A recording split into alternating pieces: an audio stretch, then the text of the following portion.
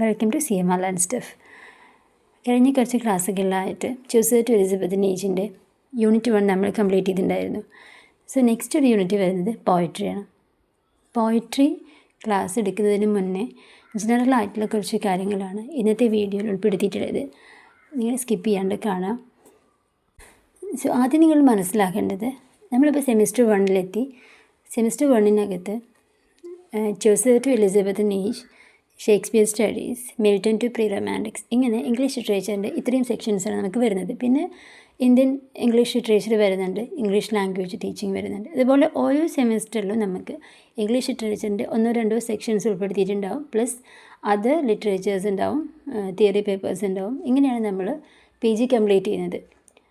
So English literature നമ്മൾ പഠിക്കുന്ന സമയത്ത് ഓൾഡ് ഇംഗ്ലീഷ് മുതൽ പ്രസൻറ്റ് ഏജിലെ ലിറ്ററേച്ചർ വരെ ഒരു അടുക്കും ചിട്ടയോടും കൂടി നമ്മൾ സമീപിക്കേണ്ട അത്യാവശ്യമാണ്.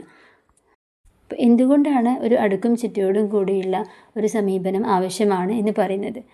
എങ്കിൽ മാത്രമേ നമുക്ക് ഒരു ഒരു റൈറ്റർ ഏത് കാലഘട്ടത്തിലാണ് ജീവിച്ചിരുന്നത്, ആ ഒരു കാലഘട്ടത്തിൻ്റെ സോഷ്യോ പൊളിറ്റിക്കൽ കണ്ടീഷൻസ് എങ്ങനെയാണ് അദ്ദേഹത്തിൻ്റെ വർക്കിനെ സ്വാധീനിച്ചിട്ടുള്ളത്, അതുപോലെ ഏതെല്ലാം ടൈപ്സ് ഓഫ് വർക്കിലാണ് അദ്ദേഹം എഴുതിയിട്ടുള്ളത്, അങ്ങനെ ഓരോ കാലഘട്ടത്തിൻ്റെയും ഡിഫറെൻ്റ് ആയിട്ടുള്ള മെത്തേഡ്സ് ആൻഡ് സ്ട്രക്ചേഴ്സ് ഓരോ റൈറ്റേഴ്സിനെയും സ്വാധീനിച്ചിട്ടുണ്ട്. അതുപോലെ തന്നെ ഓരോ റൈറ്റേഴ്സിൻ്റെയും വർക്കുകളിലൂടെ ആ ഒരു കാലഘട്ടത്തെ വ്യക്തമായൊരു ചിത്രം നമുക്ക് ലഭിക്കാനും കഴിയുള്ളൂ. സോ ലിറ്ററേച്ചറിനെ നമ്മൾ നോക്കിക്കാണേണ്ടത് ആ രീതിയിലാണ്. അപ്പോൾ നമ്മൾ നേരത്തെ പറഞ്ഞതുപോലെ തന്നെ സെമിസ്റ്റർ 1 നമ്മൾ ജോസഫ് ടു പ്രീ റൊമാൻറ്റിക്സ് വരെയുള്ളൊരു സെക്ഷൻ നമ്മൾ പഠിക്കുന്നുണ്ട്. അപ്പോൾ ഈ ജോസഫ് ടു പ്രീ റൊമാൻറ്റിക്സ് വരെയുള്ള സാഹിത്യകൃതികളിലൂടെ നിങ്ങൾ എങ്ങനെയാണ് നമ്മൾ ലിറ്ററേച്ചറെ നോക്കിക്കാണേണ്ടത്, അതുപോലെ തന്നെ നമ്മുടെ ബാക്കിയുള്ള സെമിസ്റ്ററുകളിലായിട്ട് എങ്ങനെയാണ് ലിറ്ററേച്ചറിൻ്റെ ബാക്കി പോർഷൻസ് ഉണ്ടാവുന്നത് എന്നുള്ളതിനെക്കുറിച്ചാണ് ഞാനിന്ന് ക്ലാസ്സിൽ പറയുന്നത്. സോ ഇവിടെ ഇംഗ്ലീഷ് ലിറ്ററേച്ചറിൻ്റെ ഏജസ് എന്ന് പറയുന്നത് old English, middle, renaissance, restoration, neo classicism, romanticism, Victorian, modern and post modern, means the present age. ഇങ്ങനെയാണ് ഇംഗ്ലീഷ് ലിറ്ററേച്ചറിനെ നമ്മൾ ഡിവൈഡ് ചെയ്തിട്ടുള്ളത്. സോ ഇവിടെ നമ്മൾ ജോസഫ് ടു എലിസബത്ത് ഏജ് എന്ന് പറയുമ്പോൾ ഈ ജോസഫിൻ്റെ ഏജ് എന്ന് പറയുന്നത് മിഡിൽ ഇംഗ്ലീഷ് പീരീഡാണ്. സോ റിനൈസൻസ് കാലഘട്ടത്തിലാണ് വില്യം ഷേക്സ്പിയറിൻ്റെ ഉള്ളത്. സോ ആദ്യം നമ്മൾ മിഡിൽ ഇംഗ്ലീഷിലെയും റിനൈസൻസിൻ്റെയും ലിറ്ററേച്ചേഴ്സിനെ കുറിച്ച് പറയുന്നുണ്ട്.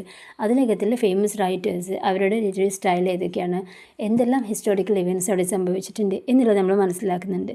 പ്ലസ് അതിൻ്റെ കൂടെ അടുത്തൊരു സെക്ഷൻ വരുന്നത് ഷേക്സ്പിയറിനെ മാത്രമായി എടുത്ത് പറയുന്ന ഒരു സെക്ഷൻ ഉണ്ട്. ഷേക്സ്പിയറിൻ്റെ വർക്കുകൾ കുറച്ച് കൂടുതലാണ്, അദ്ദേഹത്തിൻ്റെ ഡ്രാമാസിനെ കുറിച്ച് ഡീറ്റെയിൽ ആയി പഠിക്കേണ്ട ആവശ്യമുള്ളത് കൊണ്ടാണ് ഷേക്സ്പിയർ സ്റ്റഡീസ് എന്ന് പറയുന്നത് വേറൊരു സെക്ഷൻ ആക്കിയിട്ട് മാറ്റിയിട്ടുള്ളത്. പിന്നെ മിൽട്ടൺ ടു പ്രീ റൊമാൻറ്റിക്സ്, അതായത് റെസ്റ്റോറേഷൻ മുതൽ നിയോ ക്ലാസിസിസം വരെ, മിൽട്ടൺ ടു പ്രീ റൊമാൻറ്റിക്സ്. അതിനുശേഷം പിന്നീട് റൊമാൻറ്റിക് ഏജ് വരുന്നുണ്ട്, വിക്ടോറിയൻ, മോഡേൺ, പോസ്റ്റ് മോഡേൺ. അതൊക്കെ അടുത്ത ഓരോ സെമിസ്റ്ററുകളിലായി നമ്മൾ കംപ്ലീറ്റ് ചെയ്യും. അപ്പോൾ ഇങ്ങനെയാണ് ഇംഗ്ലീഷ് ലിറ്ററേച്ചറിൻ്റെ ഏജസ് വരുന്നത്.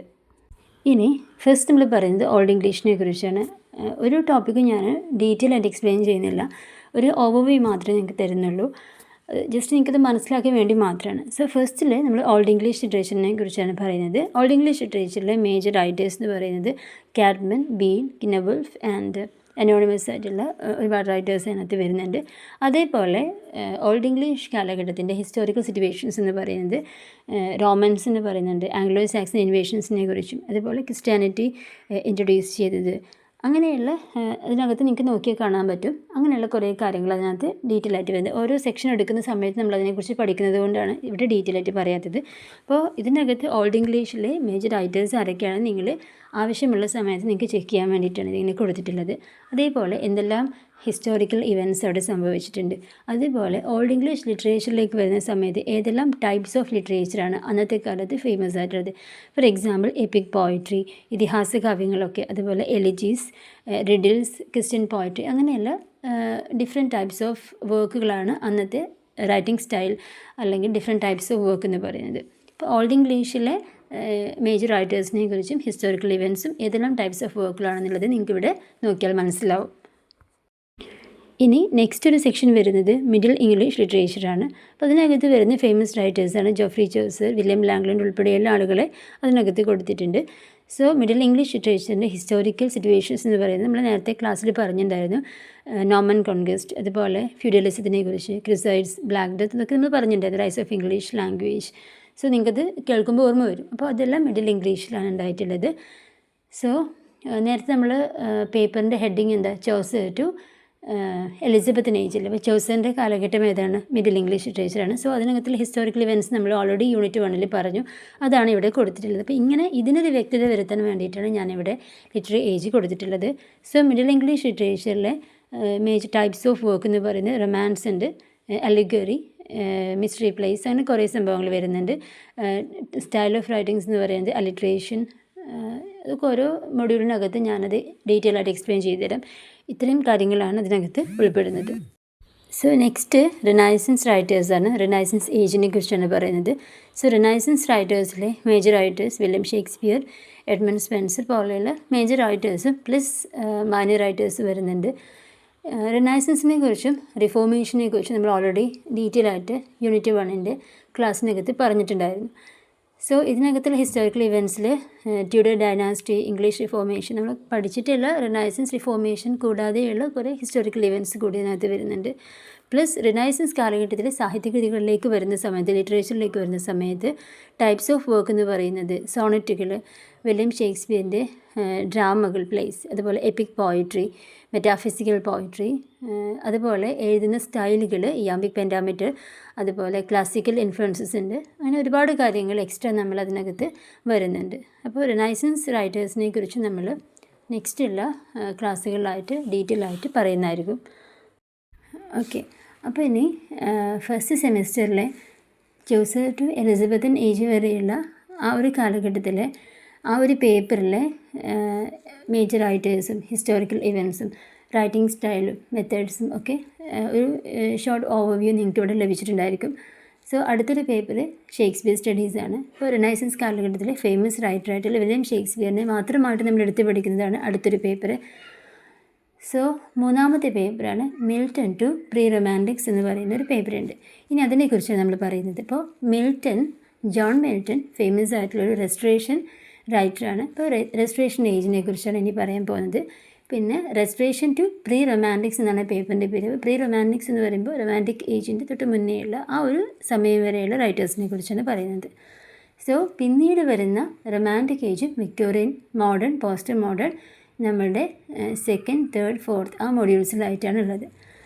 സോ പിന്നെ റെസ്റ്റോറേഷൻ ഏജിനെ കുറിച്ച് പറയാം. റെസ്റ്റോറേഷൻ ഏജിലെ മേജർ റൈറ്റേഴ്സാണ് ജോൺ മിൽട്ടൺ, ജോൺ ഡ്രൈഡൻ, അതുപോലെയുള്ള കുറച്ച് റൈറ്റേഴ്സ് ഉണ്ട്. സോ റെസ്റ്റോറേഷൻ ഏജിൻ്റെ മേജർ ആൻഡ് മൈനർ റൈറ്റേഴ്സ് അവരെക്കുറിച്ച് മനസ്സിലാക്കുന്നത്. കൂടാതെ ഹിസ്റ്റോറിക്കൽ സിറ്റുവേഷൻസിൽ ഗ്രേറ്റ് ഫയർ ഓഫ് ലണ്ടൻ, വീണ്ടും അവർ പ്ലേഗിനെ ഫേസ് ചെയ്ത കാര്യങ്ങൾ, ഇത്രയും ഒരുപാട് കാര്യങ്ങൾ വീണ്ടും അതിനകത്ത് ഹിസ്റ്റോറിക്കൽ സിറ്റുവേഷൻസ് വരുന്നുണ്ട്. ഞാൻ പോയിൻ്റ് ഔട്ട് ചെയ്തിട്ടുണ്ട്. നിങ്ങൾ ഡീറ്റെയിൽ ആയിട്ട് നമുക്ക് ആ ഒരു പേപ്പർ പഠിക്കുമ്പോൾ നമുക്ക് പറയാം, ഞാൻ മുന്നേ പറഞ്ഞിട്ടുണ്ട്. പ്ലസ് അത് കൂടാതെ റെസ്റ്റോറേഷൻ ലിറ്ററേച്ചറിൻ്റെ ഒരു സ്റ്റൈൽ എന്ന് പറയുന്നത് ഇപ്പോൾ മുന്നേ ഉള്ള വർക്കിനകത്തൊക്കെ ഞാൻ പറഞ്ഞിട്ടുണ്ടായിരുന്നില്ലേ, ആദ്യം എപ്പിക് പോയട്രി ആയിരുന്നു, പിന്നീട് റിനൈസൻസ് കാലഘട്ടമായപ്പോൾ സോണറ്റുകളും ഡ്രാമാസും വന്നു, ഡയറീസൊക്കെ വന്നു തുടങ്ങി. പിന്നെ ഓരോ കാലഘട്ടത്തിനനുസരിച്ചിട്ടാണ് ഡിഫറെൻറ്റ് ടൈപ്സ് ഓഫ് വർക്കുകൾ ഇങ്ങനെ മാറി മാറി വരുന്നത്. ഇപ്പോൾ റെസ്റ്റോറേഷൻ ഏജ് ആയപ്പോൾ ലിറ്ററേച്ചറിൽ വന്ന മാറ്റം എന്ന് പറയുന്നത് റെസ്റ്റോറേഷൻ കോമഡി വന്നു, സെറ്റയർ, അതുപോലെ ഹീറോയിക് ട്രാജഡി, അങ്ങനെയുള്ള കുറേ ഡിഫറെൻറ്റ് ടൈപ്സ് ഓഫ് വർക്കുകൾ വന്നു. ഇപ്പോൾ സ്റ്റൈലാണെങ്കിൽ സെറ്റയറും അങ്ങനെയുള്ള നിയോ ക്ലാസിസിസം അതിൻ്റേതായിട്ടുള്ള കുറേ മാറ്റങ്ങളൊക്കെ പിന്നീട് വന്നിട്ടുണ്ട്. നിയോ classical forms, comedy of manners, restoration drama, അതൊക്കെ നമ്മൾ ആ ഒരു പേപ്പർ പഠിക്കുമ്പോൾ മനസ്സിലാക്കാം. സോ ഇത്രയും കാര്യങ്ങളാണ് റെസ്റ്റോറേഷൻ ഏജിൽ പ്രധാനമായിട്ട് വന്നിട്ടുള്ളത്. അപ്പോൾ റെസ്റ്റോറേഷൻ ഏജ് കഴിഞ്ഞ് റൊമാൻറ്റിക് ഏജിൻ്റെ മുന്നേ ആയി നമ്മൾ നിയോ ക്ലാസിക്കൽ ഏജിനെ കുറിച്ചാണ് പറയുന്നത്. സോ നിയോ ക്ലാസിക്കൽ ഏജിലെ മേജർ റൈറ്റേഴ്സ്, മൈനർ റൈറ്റേഴ്സ്, അതുപോലെ നിയോ ക്ലാസിക്കൽ ഏജിൻ്റെ ഏറ്റവും ഒരു സ്പെഷ്യാലിറ്റി എന്ന് പറയുന്നത് ക്ലാസിക്കൽ ഇൻഫ്ലുവൻസ് ആണ്.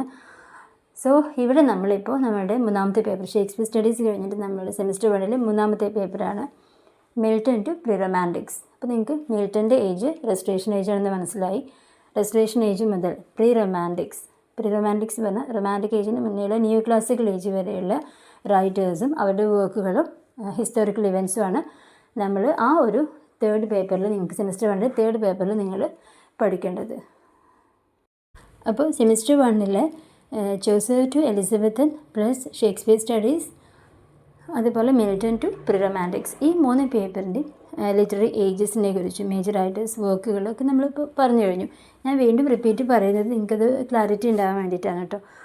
പിന്നെ ഇനി നമ്മൾ പറയുന്നത് റൊമാൻറ്റിക് ഏജ് മുതൽ പോസ്റ്റ് മോഡേൺ വരെയുള്ള ലിറ്റററി ഏജിനെ കുറിച്ചും നേരത്തെ പറഞ്ഞ അതേപോലെ തന്നെയുള്ള കാര്യങ്ങളെക്കുറിച്ചുമാണ്. പക്ഷേ അത് നമുക്ക് സെമസ്റ്റർ 1 പഠിക്കാനില്ല, സെമസ്റ്റർ 2, 3, 4 അത് കംപ്ലീറ്റ് ചെയ്യാനുള്ളത്. സോ എന്നാലും നിങ്ങളത് ഫസ്റ്റ് ഇയറിൽ തന്നെ നിങ്ങളത് മനസ്സിലാക്കേണ്ടതുണ്ട്. എന്തുകൊണ്ടാണ് അതങ്ങനെ പറയുന്നത് എന്നുള്ളത് ഞാൻ ലാസ്റ്റ് കഴിഞ്ഞിട്ട് പറഞ്ഞുതരാം. സോ ഇനി നമ്മൾ പറയുന്നത് റൊമാൻറ്റിക് ഏജിനെ കുറിച്ചാണ്. ഇപ്പോൾ റൊമാൻറ്റിക് ഏജ് എന്ന് പറയുമ്പോൾ അത്രയും കാലം ഓൾഡ് ഇംഗ്ലീഷ് മുതൽ ഈ നിയോ ക്ലാസിക്കൽ ഏജ് വരെയുള്ള ലിറ്ററേച്ചറിൽ എന്തെല്ലാം ഫീച്ചേഴ്സ് ഉണ്ടായിരുന്നു അതെല്ലാം മാറിയിട്ട് ഒരു പുതിയൊരു ലിറ്റററി ഇറ വരുന്നത് റൊമാൻറ്റിക് ഏജോട് കൂടിയിട്ടാണ്. അപ്പോൾ അത് നിങ്ങൾ ആ സമയത്ത് ഡീറ്റെയിൽ ആയിട്ട് മനസ്സിലാക്കും. സോ റൊമാൻറ്റിക് ഏജിൽ മേജർ റൈറ്റേഴ്സ്, മൈനർ റൈറ്റേഴ്സ്, അതുപോലെ ഹിസ്റ്റോറിക്കൽ ഇവൻറ്റ്സിൽ ഏറ്റവും ഇമ്പോർട്ടൻ്റ് ആയിട്ടുള്ള ഫ്രഞ്ച് റെവല്യൂഷൻ, ഇൻഡസ്ട്രിയൽ റെവല്യൂഷൻ, അതുപോലെ ലിറ്റററി ഫോംസ്, പുതിയ ലിറ്റററി ഫോംസ് ഏതൊക്കെയാണ് എന്നുള്ളതൊക്കെ ഇതിനകത്ത് പറയുന്നുണ്ട്. നിങ്ങൾ നോക്കുക. സോ റൊമാൻറ്റിക് ഏജ് കഴിഞ്ഞാൽ നെക്സ്റ്റ് വരുന്നത് വിക്ടോറിയൻ ഏജാണ്. വിക്ടോറിയൻ ഏജിലെ മേജർ റൈറ്റേഴ്സും മൈനർ റൈറ്റേഴ്സും പിന്നെ വിക്ടോറിയൻ ഇറയിലെ ഹിസ്റ്റോറിക്കൽ ഇവൻറ്റ്സിൽ ഇൻഡസ്ട്രിയൽ റെവല്യൂഷൻ്റെ സ്വാധീനം ഇവിടെ ഉണ്ടായിട്ടുണ്ട്. അതേപോലെ തന്നെ ക്വീൻ വിക്ടോറിയാസ് ലോങ് റെയിൻ, അപ്പോൾ അതിനെക്കുറിച്ച് പറയുന്നത് ഇപ്പോൾ റിനൈസൻസ് കാലഘട്ടത്തിൽ ക്വീൻ എലിസബത്ത് ആണ് ഉണ്ടായിരുന്നത്. അപ്പോൾ അതിൻ്റേതായിട്ടുള്ള കുറേ മാറ്റങ്ങൾ ആ കാലഘട്ടത്തിൽ ഉണ്ടായിരുന്നു. അപ്പോൾ വിക്ടോറിയൻ ഏജിൽ ക്വീൻ വിക്ടോറിയ വന്നു കഴിഞ്ഞപ്പോൾ എന്തെല്ലാം മാറ്റങ്ങൾ ഉണ്ടായിരുന്നൊക്കെ ഹിസ്റ്റോറിക്കൽ സിറ്റുവേഷൻസിൽ പറയുന്നുണ്ട്. സോ ഒരുപാട് സോഷ്യൽ റിഫോംസുകൾ വന്നിട്ടുണ്ട്. വിക്ടോറിയൻ ലിറ്ററേച്ചർ ആയ സമയത്ത് റിയലിസം, സോഷ്യൽ നോവൽസിന് കൂടുതൽ പ്രാധാന്യം വന്നത്. ഇപ്പോൾ നിങ്ങൾക്ക് തന്നെ മനസ്സിലാക്കി അറിയാം, ഓൾഡ് ഇംഗ്ലീഷ് മുതൽ നിയോ ക്ലാസിക്കൽ ഏജ് വരെ ഡ്രാമാസിനും പോയട്രിക്കുമാണ് കൂടുതൽ പ്രാധാന്യം ഉണ്ടായിട്ടുള്ളത്. നോവൽസ് നമ്മൾ അത്രയധികം പറഞ്ഞിട്ടില്ല. പക്ഷേ വിക്ടോറിയൻ ഏജ് മുതലാണ് നോവൽസിന് കൂടുതൽ പ്രാധാന്യം വന്നിട്ടുള്ളത്. നമ്മളുടെ സൊസൈറ്റിയിൽ റിയൽ ആയിട്ടുള്ള കാര്യങ്ങളെ കൂടുതൽ ഉൾപ്പെടുത്തിയിട്ടുള്ള നോവൽസ് വന്നത് വിക്ടോറിയൻ ഏജ് മുതലാണ്. അതുകൊണ്ടാണ് റിയലിസം എന്ന് പറയുന്ന ഒരു ലിറ്റററി ഫോം അതിനകത്ത് പറയുന്നത്. സോ വിക്ടോറിയൻ ഏജാണ് നെക്സ്റ്റ് നമ്മൾ പഠിക്കുന്നത്. ദെൻ ഇനി നമ്മൾ മോഡേൺ ഏജിലേക്ക് എത്തി. മോഡേൺ ഏജ് ആകുമ്പോൾ പിന്നെ ഒരുപാട് മാറ്റങ്ങൾ വരുന്നുണ്ട്. നമ്മൾ ഇത്രയും കാലം വളരെ കുറച്ച് കാര്യങ്ങളാണ് പഠിക്കുന്നുണ്ടാവുള്ളൂ. മീൻസ് കുറച്ച് സാഹിത്യ രീതികളാണ് നമ്മൾ മനസ്സിലാക്കേണ്ടതുള്ളൂ. ലിറ്ററേച്ചറിൽ തന്നെ വളരെ കുറച്ച് കാര്യങ്ങളാണ്, ഇപ്പോൾ ഡ്രാമ ആണെങ്കിലും നോവലാണെങ്കിലും വളരെ കുറച്ച് കാര്യങ്ങളാണ് നമ്മൾ മനസ്സിലാക്കുന്നുള്ളൂ. അത് നമുക്ക് ഓർമ്മയിൽ നിൽക്കാവുന്ന അത്രയും. പക്ഷെ മോഡേൺ ആയാൽ കുറച്ചുകൂടി കാര്യങ്ങൾ നമ്മൾ മനസ്സിലാക്കുന്നുണ്ട്. ഒരുപാട് ഇന്നോവേഷൻസ് വന്നിട്ടുണ്ട്, എക്സ്പെരിമെൻറ്റേഷൻസ് ഒരുപാടുണ്ട്. എല്ലാ ഫീൽഡിലും സോഷ്യലാണെങ്കിലും ലിറ്ററേച്ചറിലാണെങ്കിലും ഒരുപാട് ടൈപ്സുകൾ ഇങ്ങനെ കൂടുതലായിട്ട് വന്നിട്ടുള്ളത് മോഡേൺ ഏജ് മുതൽ പ്രസൻറ്റ് ഏജ് വരെയാണ്. അപ്പോൾ അതിൻ്റേതായിട്ടുള്ള മാറ്റങ്ങൾ തീർച്ചയായിട്ടും ലിറ്ററേച്ചറിൽ നമുക്കുണ്ടായിരിക്കും. സോ മോഡേൺ ഏജിൽ മേജർ റൈറ്റേഴ്സ്, മൈനർ റൈറ്റേഴ്സ് പറയുന്നുണ്ട്. മോഡേൺ ഏജിൽ വേൾഡ് വാറൊക്കെ സംഭവിച്ചിട്ടുള്ളതാണ്. അപ്പോൾ അതിൻ്റേതായ മാറ്റങ്ങൾ ഉണ്ടാവുമല്ലോ. വേൾഡ് വാർ, അതുപോലെ തന്നെ ഇൻഡസ്ട്രിയലൈസേഷൻ, അതുപോലെ റൈസ് ഓഫ് സൈക്കോ അനാലിസിസ്. അപ്പോൾ അവിടെ ഒരുപാട് കാര്യങ്ങൾ നമുക്ക് മനസ്സിലാക്കേണ്ടതായിട്ടുണ്ട്. മോഡേൺ ഏജിൻ്റെ ഫോംസ് ഏതൊക്കെയാണെന്നുള്ളതിനകത്ത് കൊടുത്തിട്ടുണ്ട്, നിങ്ങൾ മനസ്സിലാക്കുക. സോ മോഡേൺ ഏജ് കഴിഞ്ഞു. മോഡേൺ ഏജിൽ അതിൻ്റെ കണ്ടിന്യൂഷൻ തന്നെയാണ് ഏറെക്കുറെ പോസ്റ്റ് മോഡേൺ ഏജും നമ്മൾ മനസ്സിലാക്കുന്നത്. അപ്പോൾ മോഡേൺ ഏജിൽ വേൾഡ് വാർ ഫസ്റ്റ് കഴിഞ്ഞു, അടുത്ത വേൾഡ് വാർ സെക്കൻഡിലേക്ക് എത്തുന്നു, അതിൻ്റേതായ മാറ്റങ്ങൾ ലോകത്ത് വരുന്നു. അതുപോലെ ലിറ്ററേച്ചർ എടുക്കുകയാണെങ്കിൽ അതിനകത്തും ഒരുപാട്, ഇപ്പോൾ മാജിക്കൽ റിയലിസം, അതുപോലെ മെറ്റാഫിക്ഷൻ പോലെയുള്ള നമ്മൾ മുന്നേ സോണറ്റ്, ഡ്രാമ എന്ന് മാത്രം മനസ്സിലാക്കുമ്പോൾ മോഡേൺ ഏജ് മുതൽ കുറച്ചുകൂടി കാര്യങ്ങൾ നമ്മൾ അറിയാൻ പോവുകയാണ്. അപ്പോൾ അങ്ങനെയുള്ള കുറേ മാറ്റങ്ങൾ പിന്നീട് വരുന്നുണ്ട്. അപ്പോൾ ഇത്രയും കാര്യങ്ങളാണ് നമ്മൾ ലിറ്ററേച്ചർ മനസ്സിലാക്കുന്നത്. ഒരു PG സ്റ്റുഡൻറ്റ് ലിറ്ററേച്ചറിനെ മനസ്സിലാക്കുന്നത് ഓൾഡ് ഇംഗ്ലീഷ് മുതൽ modern, post modern, present age വരെയുള്ള ലിറ്ററേച്ചർ എങ്ങനെയാണ് ഓരോ ഏജസിലൂടെയും കടന്നു പോകുന്നത് എന്നുള്ളതാണ് നമ്മൾ പഠിക്കുന്നത്. സോ നിങ്ങൾ ഫസ്റ്റ് സെമ്മും സെക്കൻഡ് സെമ്മും തേർഡ് ഫോർത്ത് കംപ്ലീറ്റ് ആകുമ്പോഴേക്കും ഇത്രയും കാര്യങ്ങൾ കംപ്ലീറ്റ് പഠിച്ചിട്ടുണ്ടായിരിക്കും. പിന്നെ അതിൻ്റെ കൂടെ നമ്മൾ തിയറി പേപ്പേഴ്സ് ഉണ്ടായിരിക്കും. ഇപ്പോൾ ഇംഗ്ലീഷ് ലാംഗ്വേജ് ടീച്ചിങ് ആണ് ഈ സെമിസ്റ്ററിൽ, ഫസ്റ്റ് സെമിസ്റ്ററിലുള്ളത്. അതുപോലെ ഓരോ സെമിസ്റ്ററിലും linguistics, phonetics, cultural studies, literary theory, അങ്ങനെയുള്ള കുറേ കാര്യങ്ങളും നമ്മൾ എക്സ്ട്രാ പഠിക്കുന്നത് ഓരോ തിയറി പേപ്പേഴ്സും. അതുപോലെ അതർ റൈറ്റേഴ്സ്, അത് ലാംഗ്വേജിലെ റൈറ്റേഴ്സ്, ഇപ്പോൾ കനേഡിയൻ ആണെങ്കിലും അമേരിക്കൻ ആണെങ്കിലും അതുപോലെയുള്ള കാര്യങ്ങൾ, പിന്നെ അങ്ങനെയുള്ള കുറേ എക്സ്ട്രാ കാര്യങ്ങൾ കൂടി നമ്മൾ പഠിക്കുമ്പോഴാണ് നമ്മൾ PG കംപ്ലീറ്റ് ആവുന്നത്. സോ നിങ്ങൾ എന്തുകൊണ്ടാണ് ഇനി ഇത് ലിറ്റററി ഏജ് നമ്മൾ PG സ്റ്റുഡൻസ് തുടക്കത്തിൽ മനസ്സിലാക്കേണ്ടത് എന്ന് ഞാൻ പറഞ്ഞുതരാം. നമുക്കറിയാം, നമ്മൾ പഠിക്കുന്നത് നമ്മളുടെ ഒരു പ്രൊഫഷൻ മുന്നിൽ കണ്ടിട്ട് തന്നെ ആയിരിക്കും, അല്ലേ?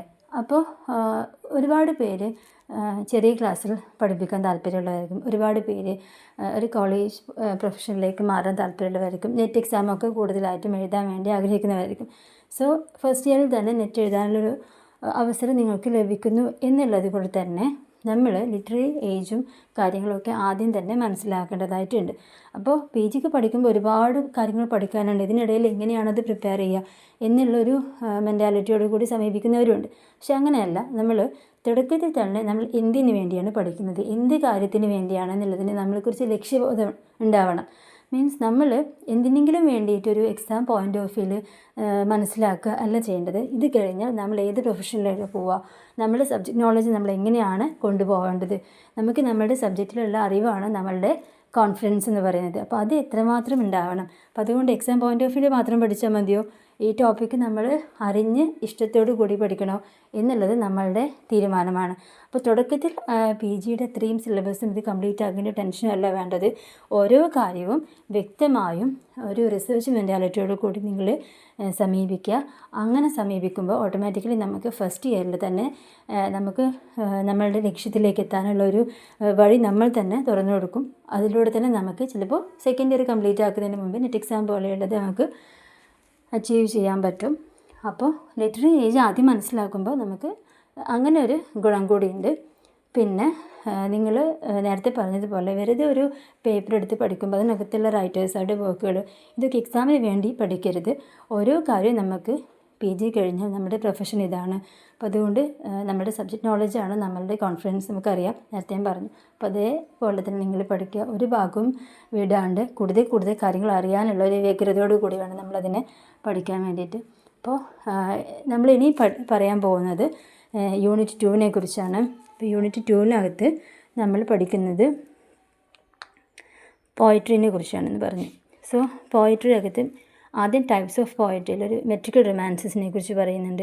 അപ്പോൾ അതിൻ്റെ ഫീച്ചേഴ്സും കാര്യങ്ങളും പറഞ്ഞതിന് ശേഷം മിഡിൽ ഇംഗ്ലീഷ് ലിറ്ററേച്ചറിലെ ജോഫ്രി ചോസറിനെ കുറിച്ചും അദ്ദേഹത്തിൻ്റെ റൈറ്റിംഗ് സ്റ്റൈൽ, അദ്ദേഹത്തിൻ്റെ കുറേ കാര്യങ്ങൾ പറയുന്നുണ്ട്. പിന്നെ സ്കോട്ടിഷ് ചോസറിയൻ, ഇംഗ്ലീഷ് ചോസർ എന്ന് പറയുന്ന ജോഫ്രി ചോസറിനെ ഫോളോ ചെയ്യുന്ന ഫേമസ് ആയിട്ടുള്ള റൈറ്റേഴ്സ് ആരൊക്കെയാണ് എന്ന് പറയുന്നുണ്ട്.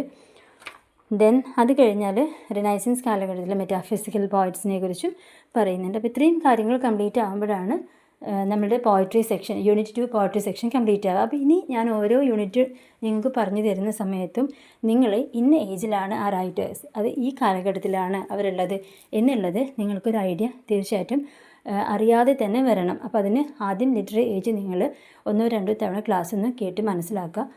എഴുതിയെടുക്കുന്ന വേണ്ട, നിങ്ങൾക്ക് ആവശ്യമെങ്കിൽ PDF പറഞ്ഞ് ഞാൻ താഴെ ഇടാം, കമൻറ്റ് ചെയ്ത് കഴിഞ്ഞാൽ ഞാൻ ഇട്ട് തരാം.